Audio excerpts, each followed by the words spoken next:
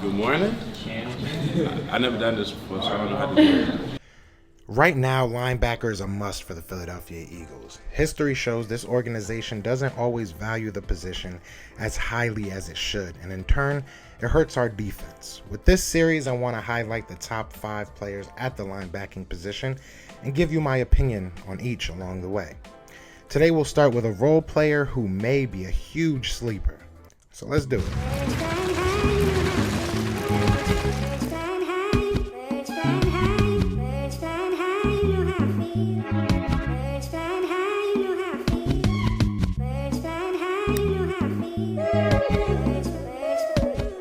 Channing Tindall, 6'2", 230-pound linebacker out of Georgia, comes out of Columbia, South Carolina. He's a former shot and discus thrower in high school. He showed his strengths and his athleticism early and often. He played in 14 games as a true freshman, following up by only missing 3 of the next 24 contests. Channing showed his flashes in his limited time. Channing has the ability to grow into a very solid starting linebacker in the NFL. The only question is his processing speed. He has the speed, the physicality, and definitely the size, but can he process quickly enough to make it all come together? I say yes. I feel like Channing has gotten lost on the Georgia linebacking core that only has 2 other guys that might be first round consideration. Only 2, right? It's easy to forget that through 9 games this year, Channing not only led his team in forced fumbles and tackles, but he was that guy, and it was in a vastly limited role. And if we're being 100% honest, we're looking at Tindall as kind of a 3rd round, maybe 2nd round type prospect. So he's not somebody that you have to go and break the bank for, that you have to go and get in the 1st round. He'll be there late in the rounds for you. And not only that, I mean, look, I'm a film over numbers guy. I can throw a bunch of numbers at you, but if you want to go watch this kid really perform, go watch that Tennessee game. He went insane. I think he had 8 tackles, I think 3 sacks, something like that. And I think he even had a forced fumble in that. So, I mean, he went insane in that game. Tennessee's no slouch going against the SEC. And we all know what Georgia's defense was. And I feel like he's one of the most slept on players in that defense. So if we can go ahead, if the linebacking position is something that we're going to continue to kind of push off to the side, I think that he's somebody we can pick up in the 2nd, maybe 3rd round and really be excited to have him in Philadelphia. I think he's somebody that can grow. And like I said, he does need to work on the processing speed. But other than that, I think that can grow with the amount of snaps he'll get. Look, I'm all in if this is a guy that we look at in the 3rd. If it's a guy we look at in the 2nd, I'm not upset about it.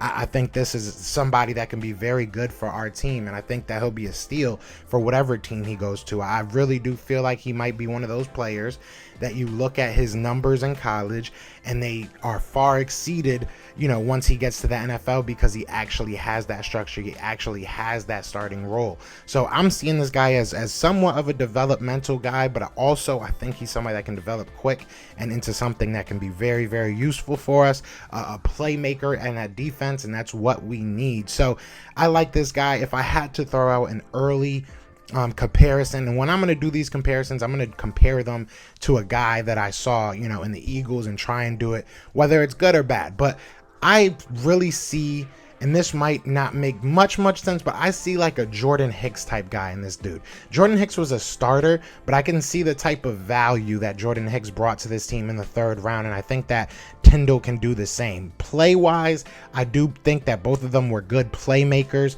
Obviously, Tindall's a bit bigger, right? But they both have very similar speed. They weren't liabilities in the passing game, so they can cover some guys. They're not, like I said, a liability. So I think that a good comparison for at least a Eagles linebacker that we've seen in the past is Jordan Hicks. I think that's the first guy that comes off my mind. Very similar type of play styles.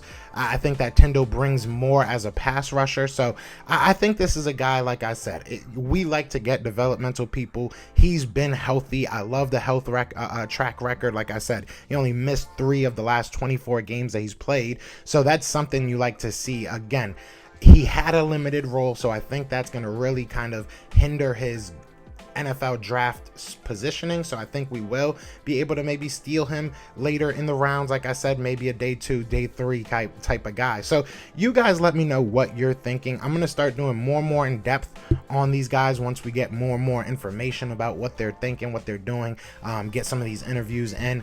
But yeah, let me know what you're thinking. Obviously, we're gonna go to number 4 next video. Maybe I'll do it tomorrow. We'll see when I do it. But I'm gonna do all 5. I'm gonna do top 5. You guys let me know who you think is in your top 5 as well.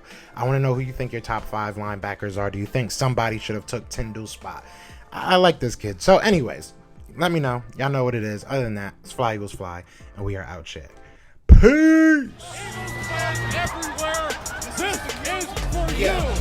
Fly Eagles Fly on the team. Touchdown, touchdown. Time to get Jalen this ring. You don't really want to start a thing. This a Bird Gang Nation, baby. It's a Philly thing. Hater, and you looking like you type trash. I'm just here calling with Philly the podcast. And we can call a man dog or watch Miles score off the handoff. Rest of the division, your man saw Jackson like Sean, hunting like Randolph. Season here, early time to do them in. Your boy Philly Fresco. Thanks for tuning in.